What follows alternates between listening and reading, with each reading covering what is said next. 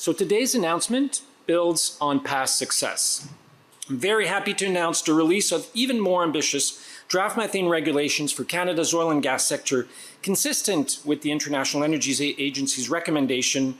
We're now aiming for at least 75% reduction for the oil and gas sector by 2030 in Canada. Stephen Guilbeault refuses to admit his CO2 emissions for the third time. Environment Minister Stephen Guilbeault has dodged two previous order paper inquiries requiring his ministry to divulge the carbon emissions for his travels on government business. One of the most important things we can do to fight climate change in the short term is focus on coal and focus on methane. That's exactly what we're doing. And so when you visited Beijing last August, did you criticize the Chinese government for their ramping up of coal production and burning coal? We have a work plan with the Chinese government to work with them so that we can help them reduce their dependency on coal. That's what we're doing. But did you criticize them, or did you encourage them to build more? I mean, 82 new coal burning plants last year and 50 for the first half of this year is a lot of new coal being burned in China. Given your role on the CCI-CD, have you played any role in trying to reduce those numbers? Yes, absolutely. We're one of the world's leading advocates for the reduction of coal-fired electricity.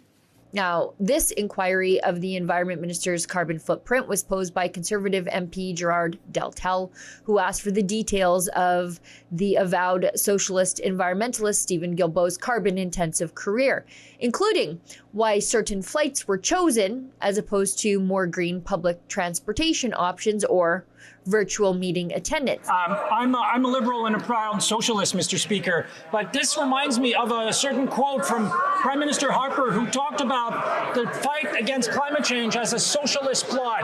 That's what the Conservative Party, and here it is, you have it again, Mr. Speaker. They do not believe that climate change is an issue. Now, according to the response tabled in the House of Commons by the Environment Ministry, the department does not track carbon emission data. Look at this. The information requested is not systemically tracked in a centralized database. A manual collection of information is required. Unfortunately, the department is unable to produce a comprehensive response within the allotted time. The fact of the matter is, Mr. Speaker, Canadians are afraid of climate change.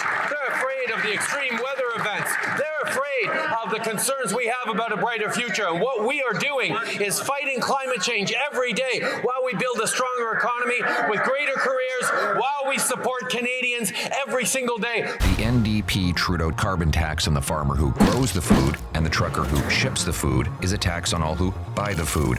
Now they want to quadruple the tax. I'm Pierre Poilievre. I'll axe the tax so you pay less and bring home more.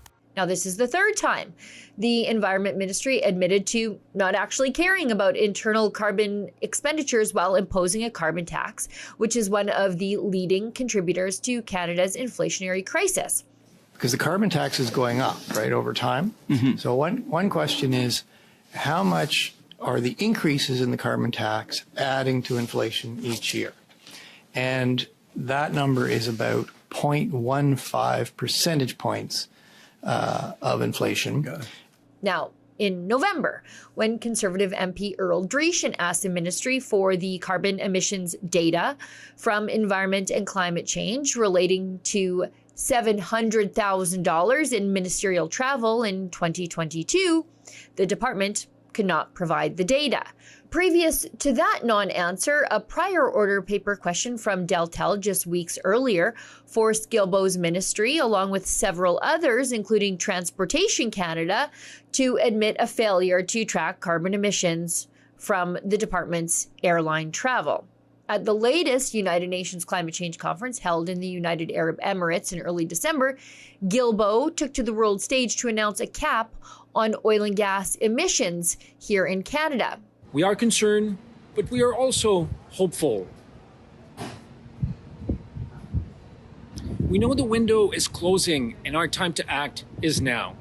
We cannot let this moment slip away, and we cannot afford to backtrack on our commitments. He should cap his first once he figures out whatever they are. To sign the petition against the hypocritical attempts to control your life through climate policies, Go to nogreenreset.com for Rebel News. I'm Sheila Gunn Reid. These high-flying hypocrites want to curb your behavior while doing whatever they like on the taxpayer dime. To sign a petition against their plans to reset your life, go to nogreenreset.com.